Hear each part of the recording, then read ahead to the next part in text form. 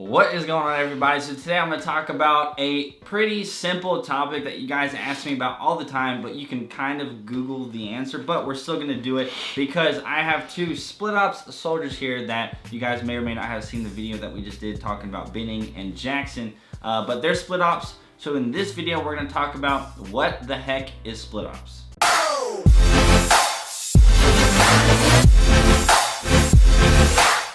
Alright, so to be pretty simple with you guys, split ops is basically splitting up basic training and AIT. That's kind of really all it is, but they're gonna kind of talk about a little bit more details about that, maybe the process like they went with the recruiter and how they're gonna get like their AIT date and stuff assigned. So Mose. So I signed up for it first, and I was kind of like, hey Tim, because he was gonna join the Air National Guard or the Air Force Reserve. And I was like, oh, Tim, I just signed up for the Army. And he was like, wait, for real? And then, he got signed up too eventually. So he decided to join the Army as well. If you don't know what it is, you're going to basic training, normal basic training. You're not any special exception. You're going to go there and get smoked just like everybody else did. The people there are probably going to be a little bit more immature because they're still in high school. So you might actually have a little bit more rough. Because it takes a little bit more to break a high schooler than it does to break like a 22-year-old, So pretty much the process was, I went to the recruiters. I signed up just like anybody else would, but when I got to the airport, after first off, I didn't have to sign. I didn't have to go to MEPS the second time to swear in like most people do. I got straight on the plane, went straight to Atlanta, and from there they came around to our packets. And they said, are you a STO 1, which pretty much means you're in the first phase, like you're going to basic training. STO 2 is when you go to AIT, but are you a STO 1? And I was like, yes, drill sergeant. They're like, how do you know? And I was like, because I'm a junior in high school. They write STO 1 on your packet. How do I know? I hope I am. Oh, hang on. I actually had this one dude in basic training in my battalion. He didn't know he was split ops until he got to basic training.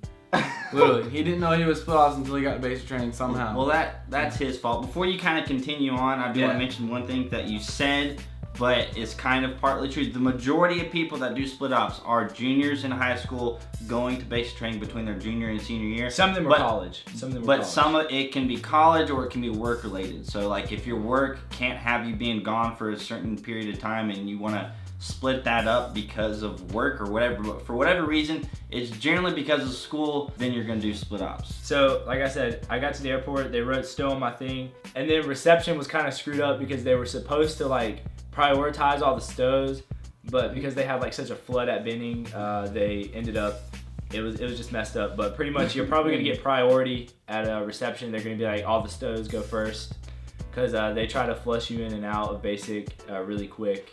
Yeah, because like some people get held up at reception or whatever, I guess, and so like if you are split ops, it means kind of you have to be back for school, so you can't be delayed. Yeah, they have to compensate you if it's their fault for why you didn't go to basic. They have to compensate you until you can go to basic. So they really push you through. Like at reception, it was STOs in the front like all the time. I mean, even though I was still there the normal time, which was 1 week, but it was always STOs in the front of everything. So now that you've gotten back from basic training, both of y'all are trying, we've discussed previously, they're trying to get in contact with their reserve units and stuff, and it can be a little bit of a pain. So for all of you out there, it might be a pain getting in contact with your reserve unit. So are you talking with your recruiter again to get your packet and stuff for your AIT? They at basic training, they gave me this big yellow thing that said, it has this little stamp on it that says orders. In it is like where I'm going to AIT. There's not a date in there because I guess, what I'm guessing is that the recruiter has to determine the date because I'm still in high school, so they have to obviously wait until the school year is over with. But they gave me my orders and it pretty much says where I'm going to AIT and what I'm going to AIT for. Then it says I'm supposed to report or contact my unit within 72 hours. But I couldn't do that because they wouldn't pick up the phone or answer any voicemails. But being a STO is kind of difficult at high school. Actually, there were some people at basic training with me that said that they had a lot of people in their high school that were STOs.